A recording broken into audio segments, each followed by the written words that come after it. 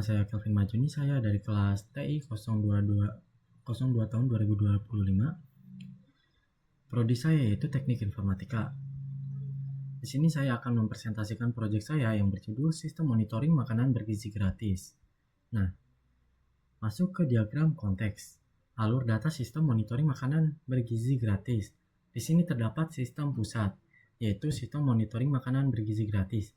Dan terdapat tiga pihak luar yaitu admin dapur, kurir distribusi, dan tanggung jawab bidan dan guru. Nah,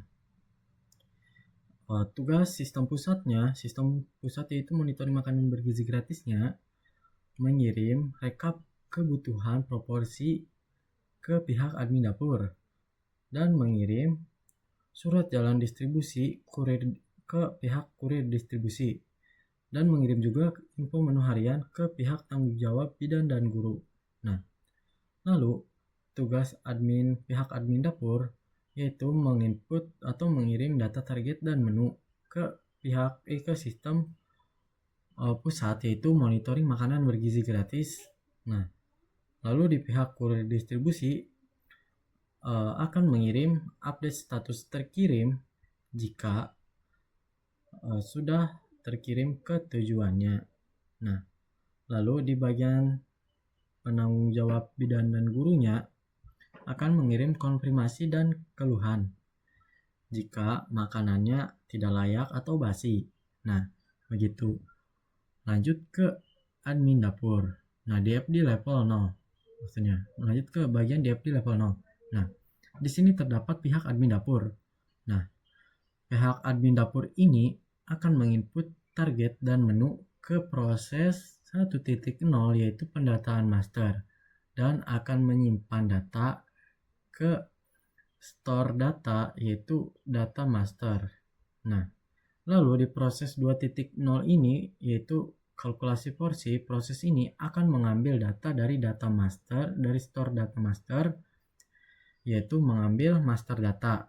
Nah, lalu proses ini akan mengirim rekap porsi area ke pihak admin dapur dan akan memberikan instruksi harian ke proses 3.0.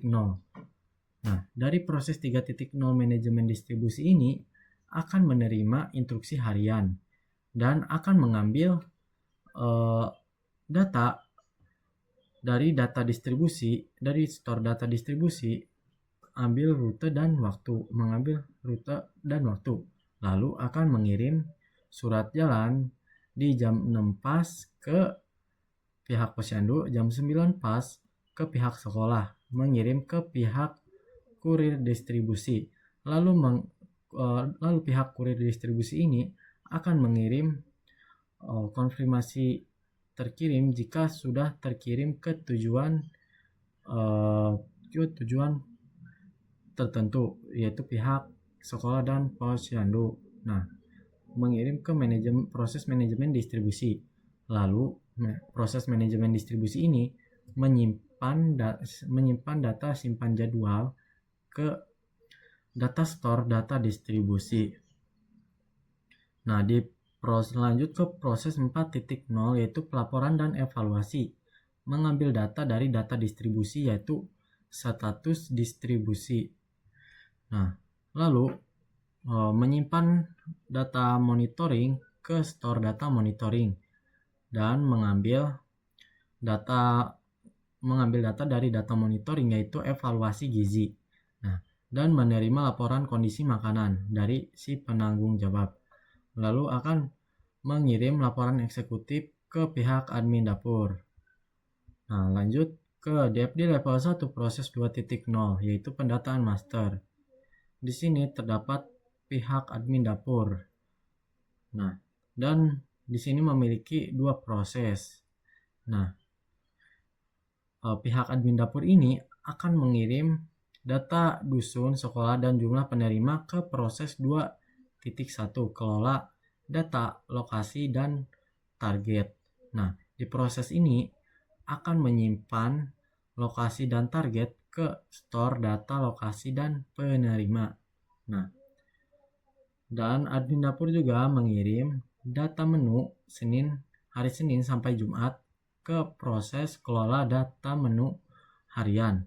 Nah, di proses ini akan menyimpan menu ke store data menu.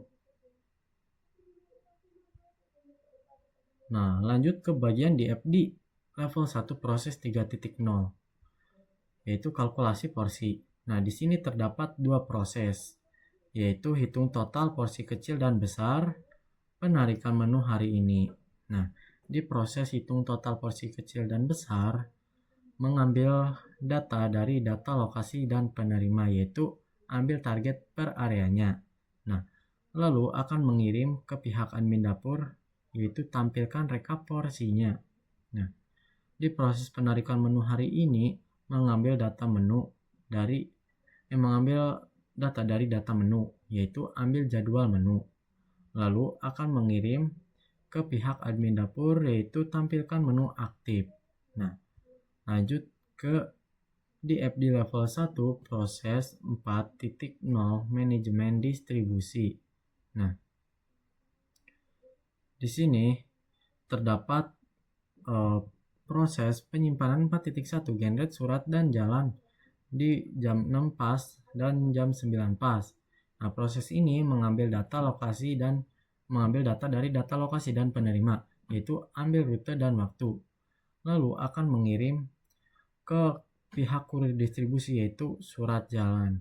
Nah, dari pihak kurir distribusi ini akan mengirim ke proses update status pengiriman 4.2, akan mengirim data laporan tiba di lokasi.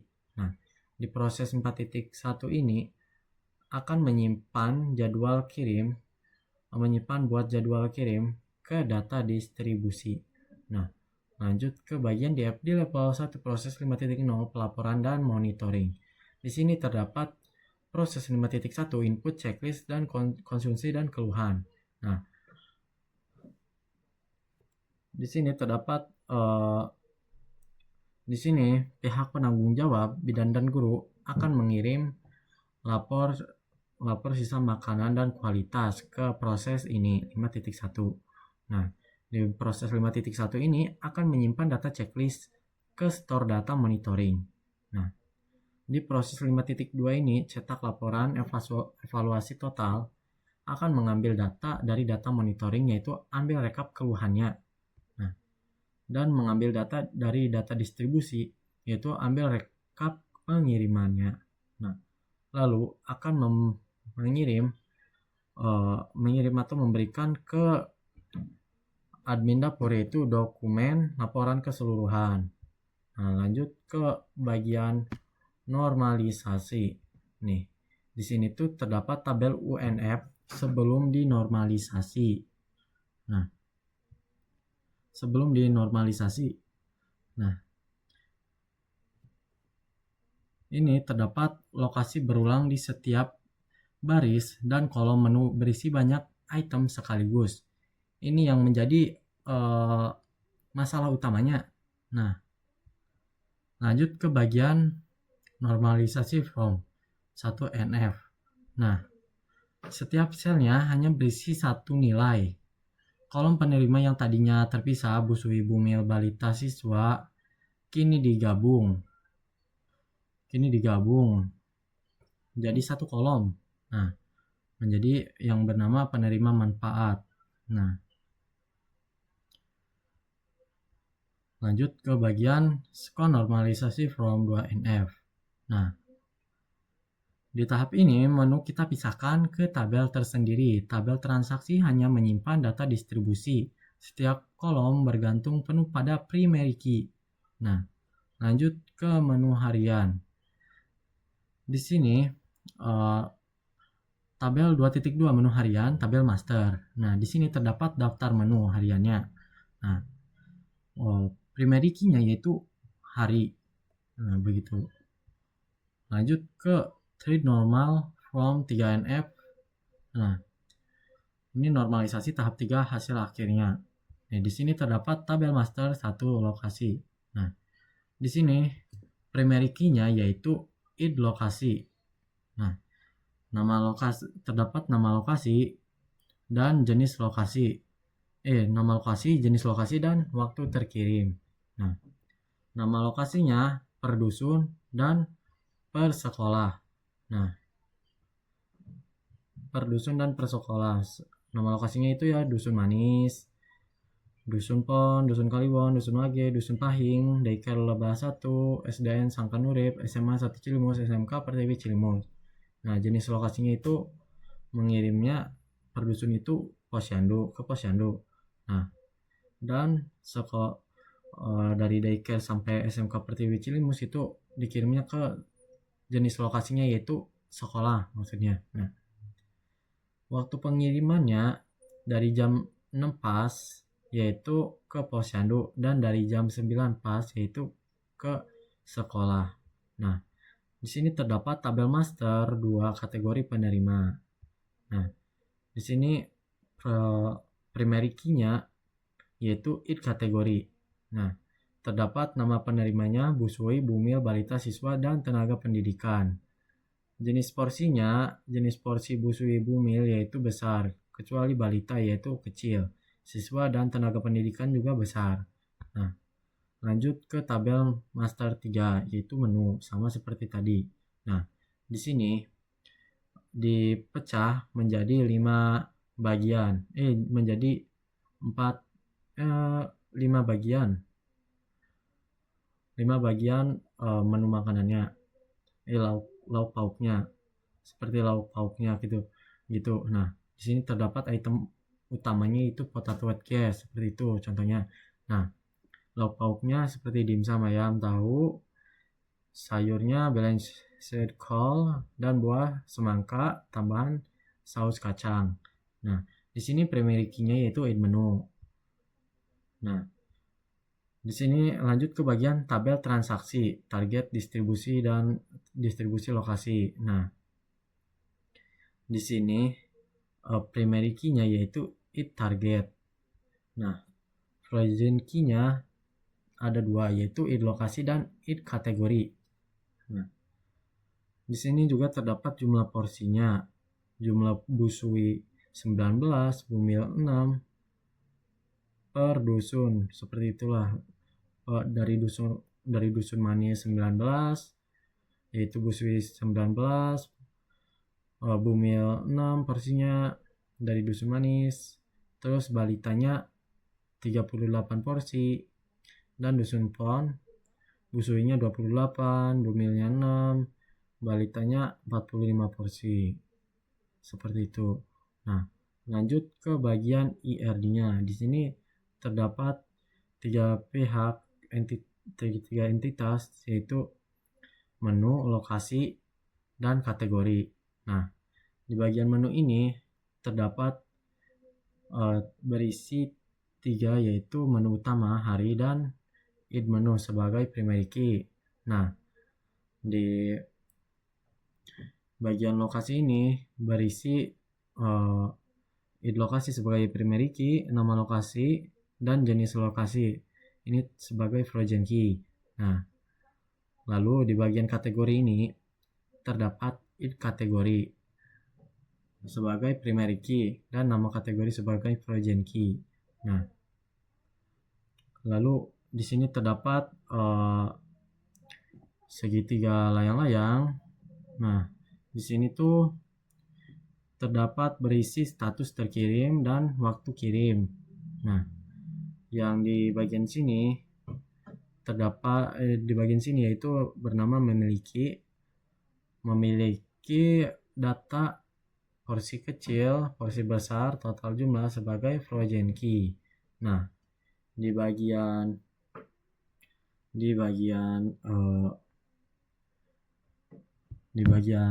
NM-nya, di bagian N dan M ini untuk menunjukkan karakteristik hubungan many to many.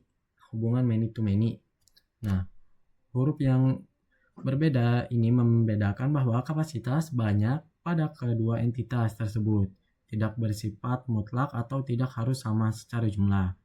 Satu lokasi bisa mengirim ke banyak target porsi yaitu N. Nah, dan satu kategori porsi besar terbesar di banyak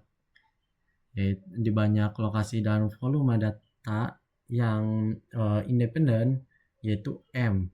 Nah, seperti itu. Lanjut ke bagian relasi. Nah, di bagian relasi ini terdapat 4 tabel. Yang pertama yaitu jadwal pengiriman, berisi id jadwal, id lokasi, id menu, dan status terkirim. Di bagian sini primary key-nya yaitu id jadwal. Nah, di sini terdapat frozen key-nya. Nah, lanjut lokasi. Di bagian tabel lokasi, primary key-nya yaitu id lokasi. Nah, dan frozen key-nya yaitu nama lokasi, jenis lokasi, waktu terkirim. Nah, lanjut di target distribusi lokasi. Di sini primary key-nya yaitu id target. Nah, frozen key-nya yaitu id lokasi, id kategori. Nah, di sini di bagian tabel kategori penerima, primary key-nya yaitu id kategori. Nah, lanjut di sini adalah dokumen observasi dan data, dokumentasi observasi dan data. Nah, di sini terdapat data sekolah dan posyandu, pengiriman data sekolah dan posyandu. Dan di sini terdapat menu makanannya. Di sini dokumentasi saya saat observasi. Seperti itu. Nah, begitu saja dari saya. Wassalamualaikum warahmatullahi wabarakatuh.